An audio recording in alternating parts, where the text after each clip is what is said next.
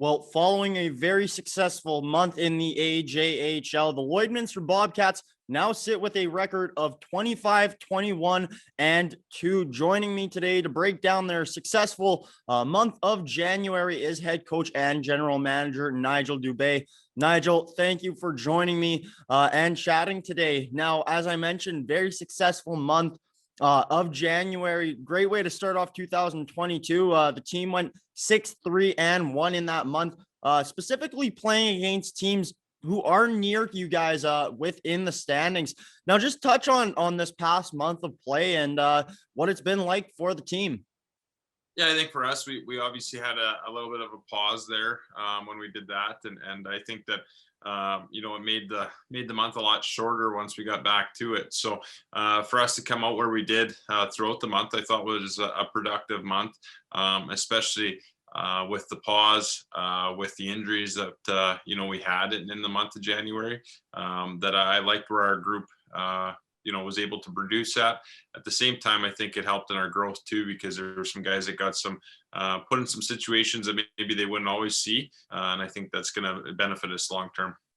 And Nigel, just to touch on your point there, the trade deadline was earlier in the month of January. Just how have these new players fit into the lineup? Yeah, I think they've done a great job. They came in, they contributed on the ice. They've been great citizens in the community. For them, they were right after the trade deadline, thrown right into it. 5 games in 7 days, and it hasn't slowed down from there. It's actually amazing right now how little we're actually practicing, just with so many games going on. So for them, a lot of video work and kind of the whiteboard work to get a hold of what we're doing here. So they've done a great job of that, and they fit right into the culture that we have here in the dressing room. That's huge. So it was quite the month of January, but at the end of the day, it was a pretty good one. Now, 12 games will be played in the month of February. And in these final 12 games, they're against all teams that you have beaten this season, with the exception of the Brooks Bandits. I guess just with that being said, how do you feel going down the stretch?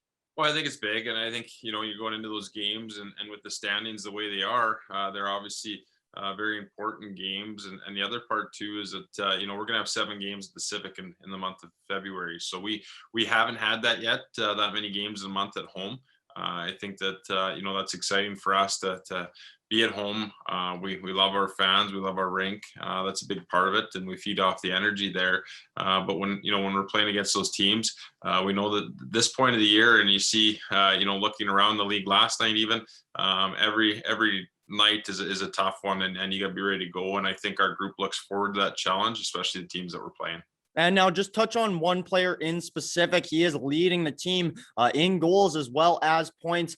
That is Ethan Aucoin. He was able to score 9 goals last month, 13 points in total. And Nigel, it's not just offense that he's been contributing, but you've also been using him in different situations. Well, it's amazing. We have fans that come out and watch our practice in the afternoon and have their cup of coffee and check out what's going on. And had an opportunity this week to talk to one of our longtime season ticket holders, and he was amazed at number 11. Number 11's 200-foot game, and how he can back check now and how hard he works defensively. And I think that's something that we really worked with Ethan on, was being more of a complete 200-foot player and being able to play all 3 zones. And he's accepted that challenge. I think he's looked forward to that challenge. He had a shorthanded goal on the weekend. Prior to Christmas, he wasn't a penalty killer for us now, and then now he's one of the go-to guys. So outside of his offensive play, I think that he's been able to contribute in a lot of ways, on our team in all 3 zones. You go back to the Drayton Valley game, and he was out for the last minute and 14 seconds when we were up by a goal. And those are the things that he looks forward to. He's putting his body in the positions to block those shots and, go that extra mile. And that's huge. And it's, good to see him have the success, and his teammates too have the success around him and help him in achieving that.